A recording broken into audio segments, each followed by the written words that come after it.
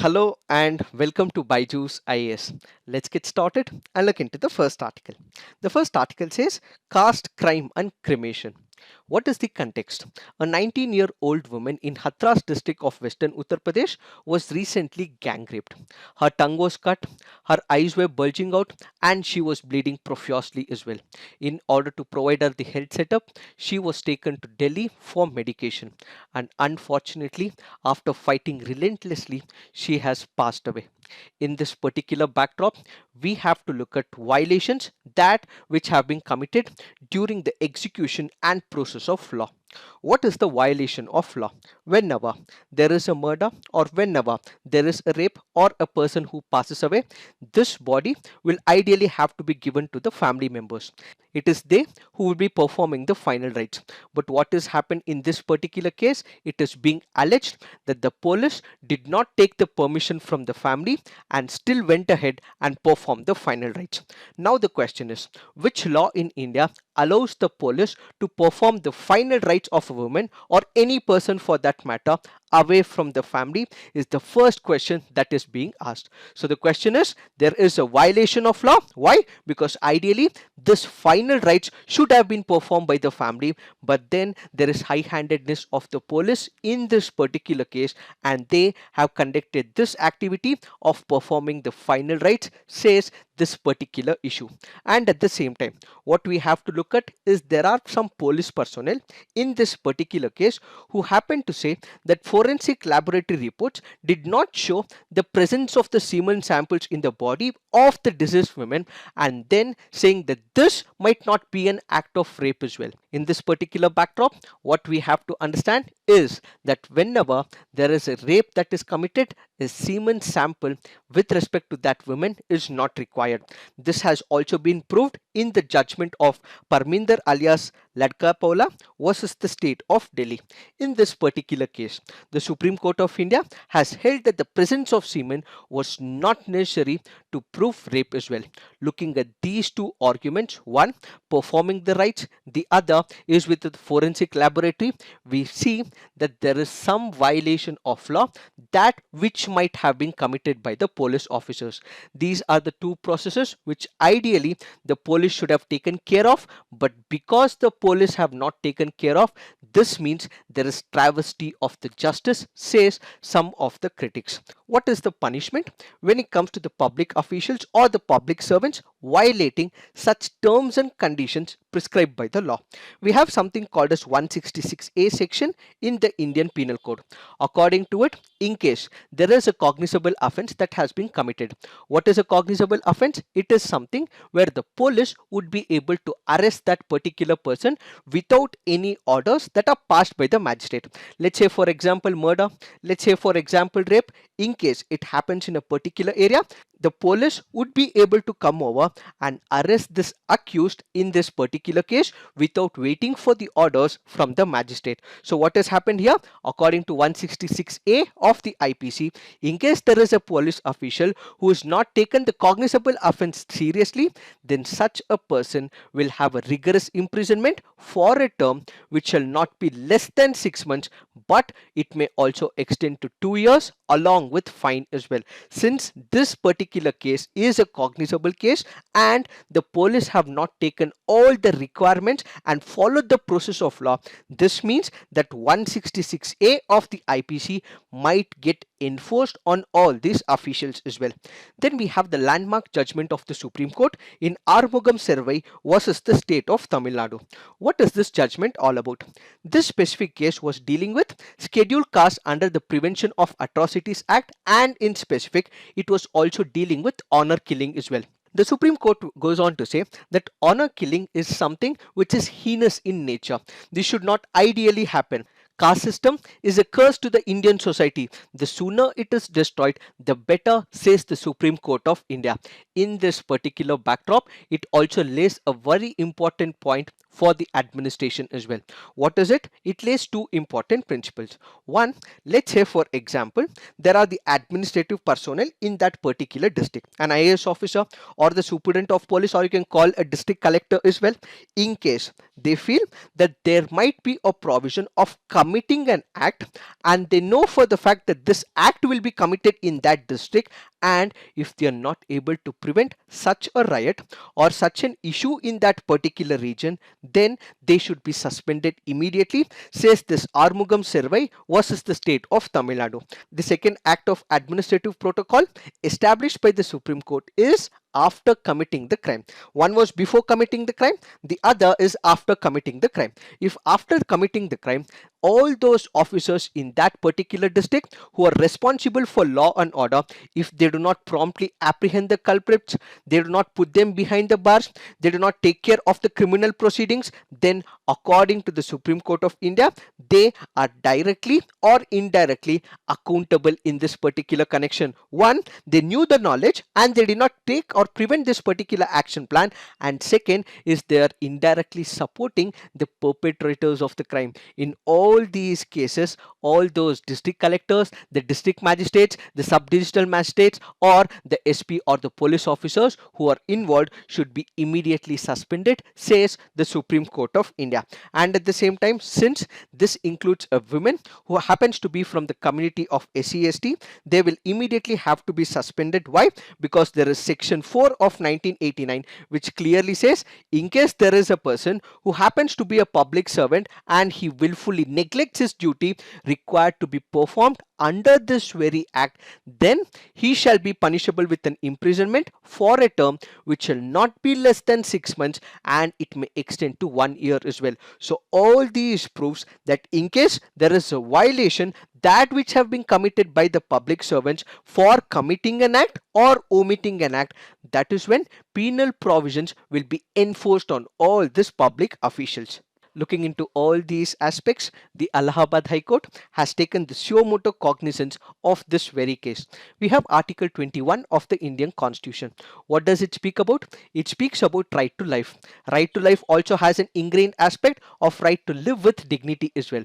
So is the right to death as well. Whenever there is death of a person, that also has to be on a dignified manner, says the Allahabad High Court. And at the same time, we also have Article 25 of the Indian Constitution.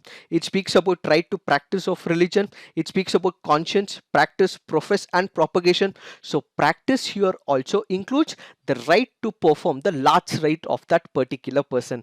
In this particular case, since the family was not allowed to perform the final rites, there is violation of the fundamental rights, that which has been enshrined under Article 25 of the Indian Constitution. So what we see here is the two important rights, that is right of Article 21 has been violated and right under Article 25 has also been violated, which means that fundamental rights of that particular person was violated in this particular high-handedness of the police, says some of the authors. So what we have to understand is that Supreme Court has also complied by this very rule, and the Supreme Court is very clear in the past where it has stated that right to dignity prevails even after death, and the same was also espoused in Pandit Paramnand Katara versus the Union of India, where the Supreme Court of India has clearly said the right to dignity and fair treatment under Article 21 of the Indian Constitution is not only available to a living man but also to his body after the death, according to this Supreme Court judgment. Looking into all these aspects, what we feel is that there has been certain police excesses in case the permission has not been asked, and there would be travesty of justice in case there is all these violations that are committed by the police without the permission of the family, is what we have to understand with respect to this article. Now let's look into the next article. This article here is speaking about United Nations Summit on Biodiversity, which was convened recently. We have the United Nations and the world leaders coming up together. They focused on the health of the planet. They found out what could be the challenges going forward for the entire globe, and they also looked at challenges and how we have to address this whole issue. What did they look at?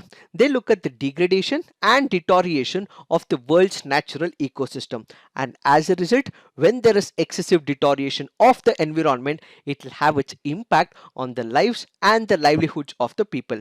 And as a result, what they look at is conserving the entire biodiversity of the earth. So this biodiversity summit was basically about controlling and minimizing the impact on the global biodiversity. In this particular backdrop, we have to understand what is this Convention on Biological Diversity.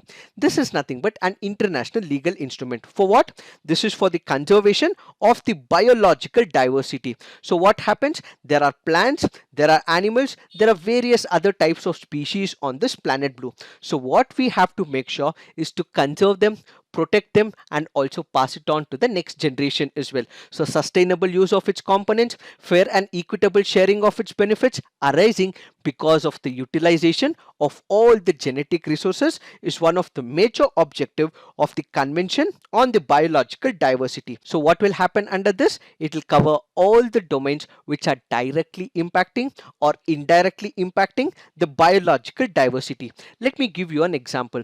Let's say, for example, if people are not educated about the biodiversity, it means that people can harm the diversity. So educating them, giving an idea, awareness about the biological diversity becomes the very important aspect. It is not only about killing the species, but certain actions of the humans will also cause harm to the biodiversity as well. So the education becomes very important. So an aspect of Convention and biological diversity is about education. Then we also have politics picturing. Why? Because let's say, for example, these are the policies, these are the programs which are implemented by the government of that particular country. A problem with respect to a policy can impact the forest as well as the biodiversity as well. Let's take the infrastructure project which is going right through the forest. So as this happens, what we will see is destruction of the forest, deforestation, and what we will also see is that species will also be destroyed as well. So what we are also focusing indirectly is on politics as well. And at the same time, we will also focus on the business aspect. Why? Because let's say if they are conducting some of the activities like mining, so this could also be a devastation in the forest area. This could also impact the forest area. So the Convention on the Biological Diversity is about awareness, is about politics, is about business, and also about science, which is intending to bring changes in a positive way with respect to the Convention on Biological Diversity. Kindly remember, the Secretariat of the Convention on Biological Diversity is based in Montreal in Canada. So what does the Secretariat do? Basically, this will try and understand what is the issue with respect to the biological diversity. It programs, it schedules, it organizes meetings, it drafts documents, coordinates all the international bodies so that we would be able to control the issues of biological diversity threat as well. So the Secretariat, from the preliminary examination point of view, remember, is in Montreal, Canada. In this particular backdrop, when countries met, they spoke about the Convention on Biological Diversity and they started linking the biodiversity loss and the spread of animal pathogens. Let me give you an example. COVID is one of the instances where a destruction somewhere could give a rise to a new pathogen. So what is happening? All these viruses which are present in the animals, in case these animals' houses are destroyed because of some deforestation in a particular area, these animals move into the areas where the humans are present. So they carry with them all the viruses as well, and these viruses from the animals can go to the human beings. One such simple example is the presence of the COVID-19. So whenever the COVID-19 or any other instances strikes, what we will have is not only the environmental impact, it spans economics. What are we seeing right now is almost a recession, and it is said that it could be worse than 1929 as well. Then it will obviously impact the health as well. It will obviously impact the social justice as well. How social justice? That is through the principle of rich and poor. In this particular COVID-19 period, the poor are the major sufferers. There is migrant crisis as well, and this is a violation of human rights as well. So when you hit a particular region of the environment, when there is biodiversity loss, it is not only harming the environment, but it can cause harm to the economy, to the health sector, to the human rights sector, and also to the social justice sector. And now, in this particular summit, the countries came together and now they are calling for an end to the industrial and commercial activities. We also have to understand that there is something called as the Aichi biodiversity targets.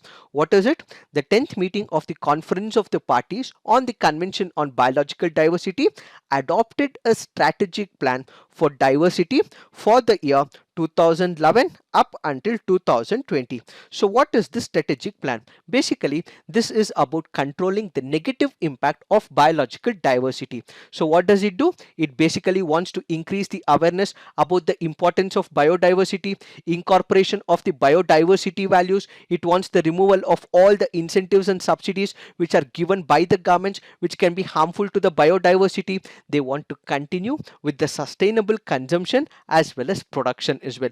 This is what this strategic plan is all about. This can be further broken down into 5 important goals as well as 20 targets. So what are these 5 important goals? It has goal A, which is about addressing the underlying causes of biodiversity loss by mainstreaming biodiversity across government as well as society. So this is about basically giving the awareness to the people by the government and the civil society.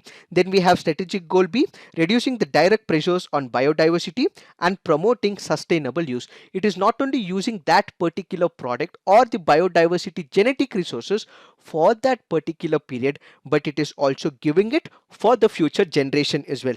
Strategic goal C says it improves the status of biodiversity by safeguarding ecosystems, species and genetic diversity. Strategic goal D says enhancing the benefits to all from biodiversity and ecosystem services. Strategic goal E says enhancing the implementation through participatory planning, knowledge management and capacity building. So it is not only the owners of the government or the NGOs, but we as the participants will also have to take due care in order to prevent all the ill issues when it comes to the biological threat as well. But there are some concerns when it comes to the Aichi targets. This was initiated for the year 2011 up until 2020. But have we met any of these goals? Have we met any of these targets? No, says the author of this article. There is a broader consensus that conservation targets that were set 1 decade ago is still not being implemented. Evidence is presented by the latest United Nations Global Biodiversity Outlook 5 report, which clearly goes on to say that none of the 20 targets have been fully met. Then we also have countries which have chosen to ignore the biodiversity and the well-being. Why? Because they want only financial prosperity as well. What are we seeing in Brazil? What have we seen in California? What have we been witnessing in Australia? All this is bushfires, and that is because of the anthropological factors as well. One might be climate change, and the cause of climate change is again humans as well. So because we are exploiting the nature in the name of financial gains, we are not respecting the biodiversity, and as we initially discussed, it is not only going to harm the environment, but it will have its impact on the economy, the health and overall sector as well. What we have to also look at, there have been n number of subsidies that have been given by different countries for the coal operations as well. This ideally should not have been given. Why? Because subsidies on coal is what is going to harm the environment as well. But we have been continuing to provide subsidies for the coal sector and thermal energy.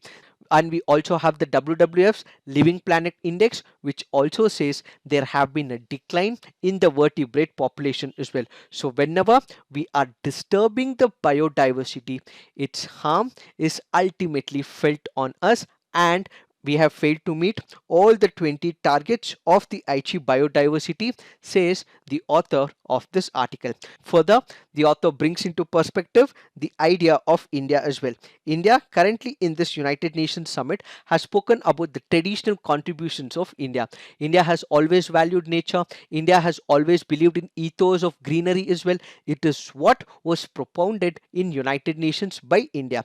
The positives when it comes to India includes that we have drafted number of laws in the 1970s and 80s in the form of Environmental Protection Act and also conserving the biodiversity as well. But of late, there have been certain glitches when it comes to the environment.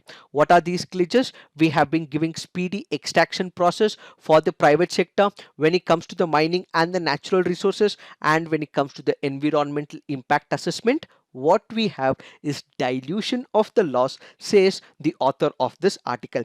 And at the same time, we have something called as the indigenous communities. Who are these indigenous communities? These are the people who are staying in the forest, protecting the forest areas from outside interference or from any of the private participation. These are the people who are part of this particular process. They are the ones who are safeguarding the forest, but unfortunately, of late, the government is removing the forest people from this very area. It means they should ideally be strong partners in improving the health of the forest and the buffer zones, but we have been completely taking away their contributions, says the author of this article. So in the near future, what India has to focus is on clean energy, ecological agriculture, a freeze on the expansion of mining and dam building, resource recovery from the waste, and at the same time regeneration of the arid lands as well.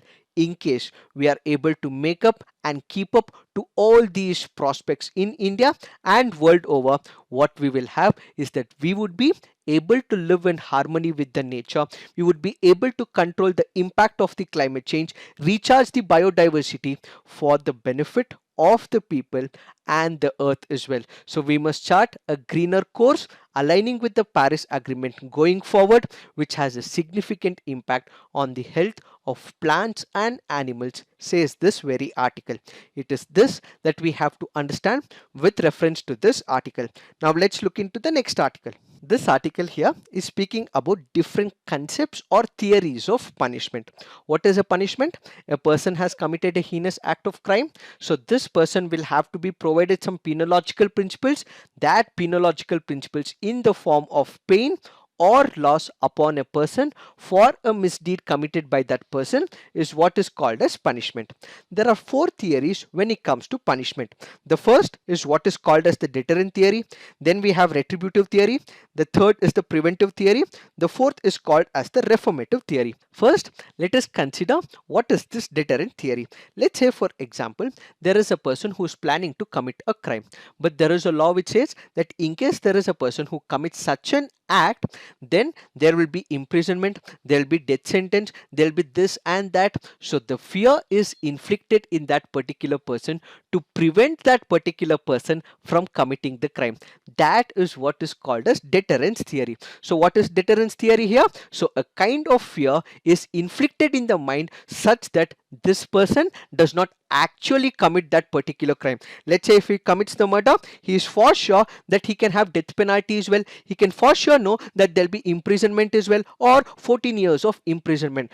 Because that person knows that there is a punishment, this prevents him from committing such an act, is what is called as deterrence theory of punishment. In this particular deterrence theory, there are two types. One is what is called as individual deterrence. The other is what is called as general deterrence. What is this individual deterrence? Let's say, for example, I have committed a particular crime and I would be booked and all the charges will be put upon me as well. So the first time I've committed this crime, but second time if I want to commit it, something stops me from committing the crime, that on the individual level. So something which stops that particular person from committing the act for the second time is what is called as individual deterrence. Then there is something called as general deterrence. This is for the entire community. Let's say there is a person who's committed an act of robbery or an act of murder, so he is put behind bars as well. So the other people looking at him will not commit an act. That is what is called as the general deterrence. So the individual deterrence is for an individual, the general deterrence is for the entire community. So looking at the other person, observing this particular imprisonment or the death penalty imposed stops another person from committing a crime, that is what is called as general deterrence. Then we have something called as the retributive theory. So what is this retributive theory? This is nothing but one of the oldest and ancient justification for punishment. The simple logic is, you hurt me and I will hurt you. An eye for an eye, a slap for a slap, you kill me, I kill you. Such principle is what is called as retributive theory. So the retribution suggests the severity of the punishment should be in proportion to the gravity of the offense. Let's say, for example, if there is a person who's committed an act of murder, this person will also be put behind bars and will be hanged immediately. That is what is retribution. So there is no reformative that is taking place, but if he commits an act, a proportional one will also be enforced on this particular person. One of the acts of retribution that we recently saw was in the case of Hyderabad. What exactly happened? There were 4 people who had gang raped a woman, and she was also killed in a heinous way as well. This is completely abysmal, and such people should be put behind bars, and procedure of the law should be followed. But what happens here? There is retributive justice. What is retributive justice? The police initiate action and there was encounter as well. Ideally, there was supposed to be a course of law where they have to be taken to the court of law, and the court of law will then decide, and if it is proved in the court of law, all the proceedings and all the penological principles should be enforced on them. That includes hanging them or imprisonment if it has been proved. But in this particular case of retributive justice, just because that person killed someone, this person will also be killed or hanged.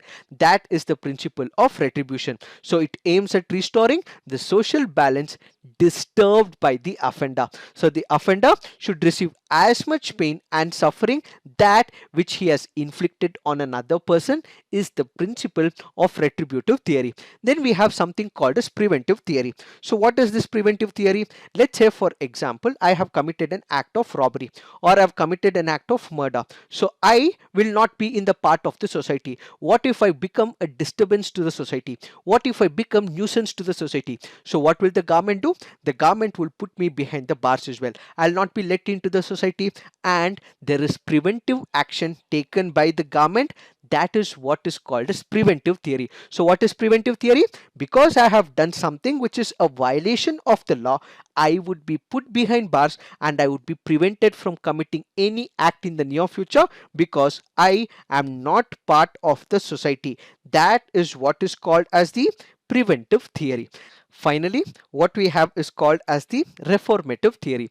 What is this reformative theory? This is about changing that particular person. Yes, that person has committed a crime. Yes, that person has committed a heinous act of murder. He has committed a heinous act of robbery and dacoity as well. But we are giving him a chance to reform himself, become a new man, and get back to the society. So he's committed an act for which imprisonment is also given, but there he is asked to change his principles, asked to change his ideas, and then he is reintroduced into the society. That is what is called as reformative theory. So this reformative theory is nothing but understanding the psychology of that particular criminal and bringing about a reformation so that he can be introduced back into this particular society. That is what is reformative theory. Why are we discussing all this? Because the article speaks about reformative theory. So according to this particular Supreme Court judgment, in case there is a person who is currently serving in the jail, and if he has to be left into the society as a process of reformative justice, it does not depend on the length of a person's sentence or the gravity of the crime, but it depends on the antecedents as well as the conduct of the prisoner while he is in jail. So it is not only about the gravity of the incident or how long he is in jail, but if he is able to prove that he has changed, if he is able to prove that he has become a good man or a woman in the jail, that is when he can be let into the society, says the Supreme Court judgment. And at the same time, about the reformative justice, the Supreme Court goes on to say, propounds that a civilized society cannot be achieved only through punitive attributes and vindictiveness, but this will require the reformative justice, which is about focus on public harmony, fostering brotherhood and mutual acceptability. It is this that we have to understand with respect to this article. Now let's look into the next article. This article here is speaking about elements of crime. What is the elements of crime? It includes 4 attributes: human being or the accused, mens rea, actus reus, as well as injury. So what is the first attribute or the element of a crime? You need one person who is committing a crime on an other person. So the person who commits this particular crime is called an accused, and that happens to be the first element. So you need one person who is committing an act which is illegal in nature. That is the first element when it comes to the elements of crime. Then we have something called as the mens rea. What is this mens rea? It is nothing but guilty conscience. Let me give you a simple example. Let's say, for example, there is a small child. Let's assume it is about 8 years or 10 years. There is a party that is going on, and in this particular party, there is this child which actually sees that there is a rat poison placed in that particular house. The child does not know that it is a rat poison. So what does it do? It thinks it is some syrup or something like that. It takes this particular rat poison, opens the cap of this rat poison, puts this particular syrup into the food that is supposed to be eaten by about 3 people. Let's say in this particular case, all the 3 people, after consuming this particular food, passed away. Is this child held guilty? No. Why? Because the child did not know that this is a rat poison, or the child did not know that the consequence of adding this rat poison into the food will lead to passing away of these 3 people. So what it means is there is no guilty conscience. So the mens rea here is nothing but whether that particular person had the intention to kill that person. Let me give you another example. Let's take the same example. There is a child, and this child was given this particular rat poison by an adult who is above 18 years of age. So this adult says that please take this particular rat poison, and this kid will then take this particular rat poison and it will commit this particular act. Now who is held accountable? The adult who gave this particular rat poison will be held accountable. Why? Because he had the intention of killing those 3 people. So what comes into picture? The guilty mind. That guilty mind is what is called as mens rea. So when it comes to committing an act, the first important element is you require a human being to commit an act. That human being is what is called as accused, and the second element is what is called as mens rea, or the guilty conscience, where that person should have the intention to kill or bring damage or injury to another person. The second aspect is mens rea. So the third element is what is called as actus reus. So what is this actus reus? This can be broken down into 2 parts. One is commission of an offense. The other is omission of an offense. So what is commission of an offense? Basically, this is an act, a physical act. Let's say if I'm committing a murder. So when I'm committing a murder, I take a knife and I lynch him with this particular knife. That is the act of commission. So what is happening? I'm performing an activity. Let's say there is another thing called as omission. What is this omission? Let's say, for example, we are all playing, but I don't like one of my friends. I want to kill him as well. So there is a well close by. We are all playing hide and seek, and there is a cloth that is tied to his eyes, but there is a well close by, and this person is going close by to that well. I can actually stop this particular person going towards the well, but since I'm not stopping, I'm preventing myself from doing a particular action, and that is what is called as omission. So what is omission here? Ideally, I could have saved my friend because he was going towards the well, but because I wanted to kill him, indirectly I stopped this particular act and he goes and falls into the well. So that is what is called as omission. So when it comes to actus reus, it is about the physical activity. That can be in the form of act which you perform, or it can be in the form of omission where you do not perform certain activity as well. Ideally, the commission or omission with respect to a physical act is what is called as actus reus. And finally, this will also have to bring in injury to another person as well. So what is injury here? Murder is an injury, robbery is an injury, hitting that particular person is an injury. So this injury is defined under section 44 of the IPC. So it is not only about physical injury, but it can also be with respect to the reputation as well. That is what is defamation. That is what is laid in 499 of the Indian Penal Code. So if there is a particular actus reus and if there is mens rea, that is guilty conscious, only then it is assumed that the crime is committed. Let's take another example. Let's say I wanted to kill my enemy as well. So I do every planning in my thought process as well. But if this is not implemented, where there is no physical activity, here there is no crime as well. So for a crime to be committed, we need a human being, we need a mens rea, that is the guilty mind, we need an act which is commission or omission, and finally this should also cause injury to that particular person. children. Why are we discussing all this? That is because this article speaks about menstruation. So when it comes to IPC section, we have one of the sections called as abatement, which is defined under 107 of the Indian Penal Code. So what is this 107 of the Indian Penal Code? It speaks about abatement. What is abatement? It is about encouraging. It is about inciting. It is about saying that particular other person to commit an act which you are not doing. So what is happening? Let's say for example, there are two people, A, B and C. B is the person who is supposed to kill C. So what happens? A is the person who says, incites, encourages. So B goes about killing this particular person C. Ideally, B would not have killed C, but because A said so and so about him, incites this particular person B, B goes and kills this particular C, and that is what is called as abatement. So abatement in this particular case is encouraging that person, inciting that particular person, and the other person kills another person.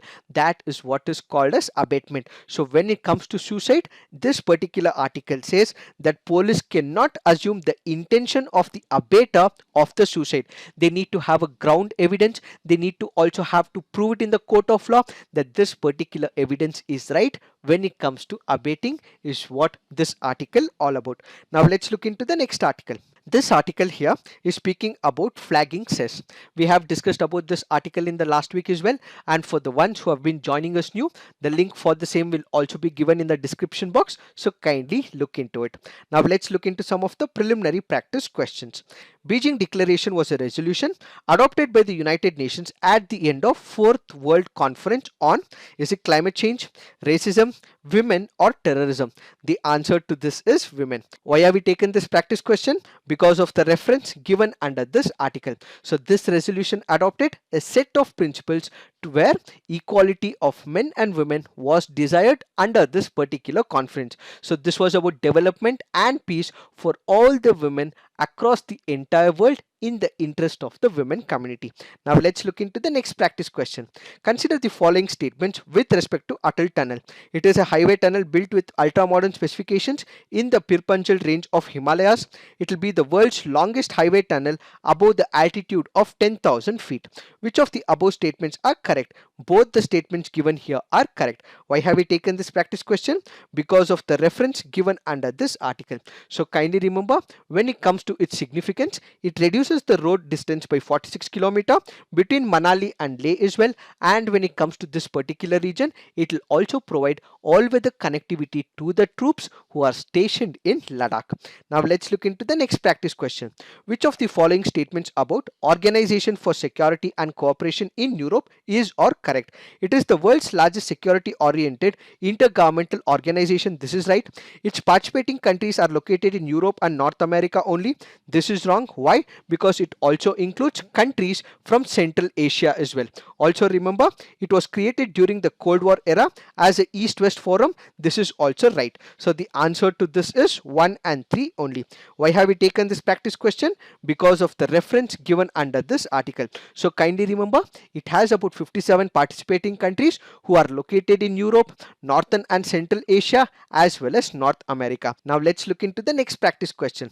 Antifa and Proud Boys recently seen in news. Is it related to separatist group in Azerbaijan, far left and right groups in USA, democracy supporters in China, hacking groups from Russia? The answer to this is far left and right groups in United States of America. Why have we taken this practice question? Because of the reference given under this article.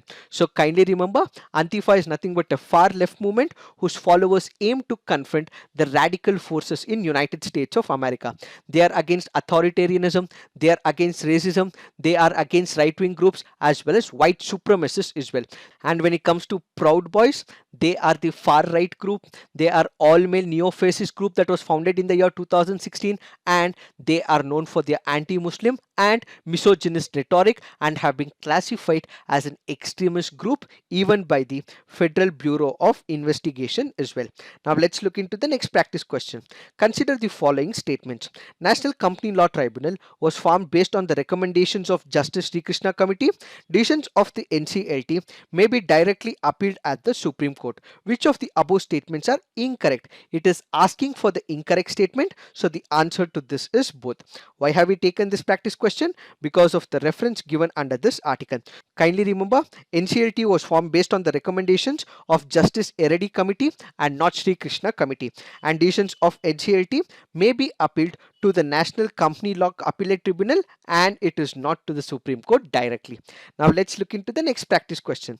Rashtriya Garima Abhiyan is a national campaign to rehabilitate the homeless and destitute persons and provide them with suitable sources of livelihood, release the sex workers from their practice and provide them alternative sources of livelihood, eradicate the practice of manual scavenging, and rehabilitate the manual scavengers. The answer is eradicating the practice of manual scavenging and rehabilitating the manual scavengers.